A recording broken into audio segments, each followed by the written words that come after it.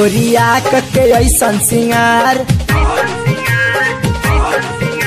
करे जा प बिजली गिराव न तू यार। ए गोरिया कके ऐसन सिंगार करे जा प बिजली गिराव न तू यार। भौजी के बहिन बाड़ू नाता में चलन गोरी एक बार तिवारी जी के हाथा में। चलन गोरी एक बार तिवारी जी के हाथा में।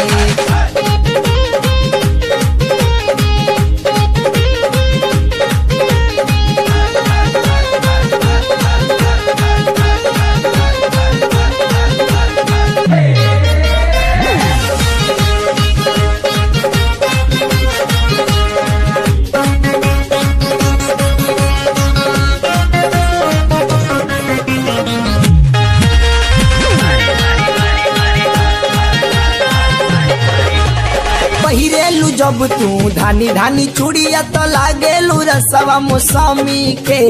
भैया दरोगा तो से का मतलब जाके बता दे अपना मम्मी से। पहिरेलू जब तू धानी धानी चूड़िया तो लागेलू रसवा मौसमी के। भैया दरोगा तो से का मतलब जाके बता दे अपना मम्मी से। दरोगा के धमकी तू दाना हो यार। फौज में रहेला हमार पूरा परिवार। एक चुम्मा तू दे द सन्नाटा में। चलन गोरी एक बार तिवारी जी के हाथा में। चलन गोरी एक बार तिवारी जी के हाथा में।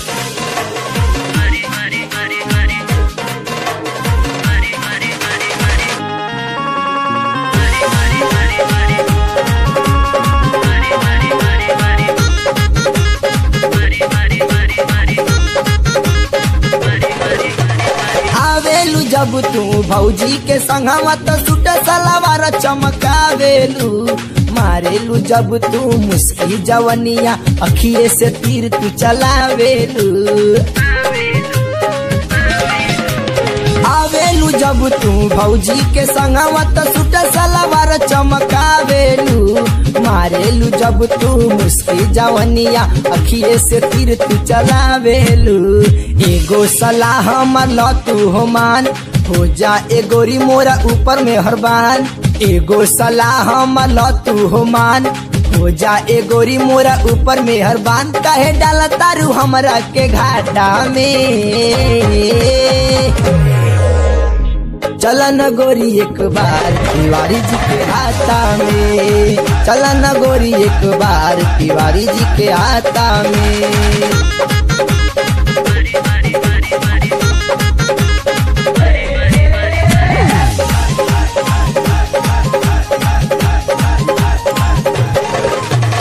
देखिले दिन रात तुहरे सपनवा कैसे कही नहीं लागेला मनवा।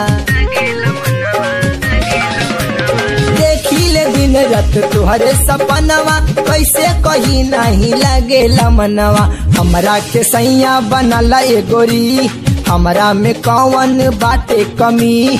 जोधा के कहनवा के लतू हो मान निशांत तिवारी के बनला अपन जान। काहे हमरा के पीसा तारू जाता में।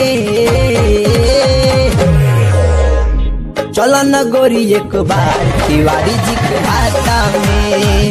चलन गोरी एक बार तिवारी जी के हाथा में। ए गोरिया कके ऐसन सिंगार करे जा प बिजली गिराव न तू यार। ए गोरिया कके ऐसन सिंगार करे जा प बिजली गिराव न तू यार। भौजी के बहिन बाड़ू नाता में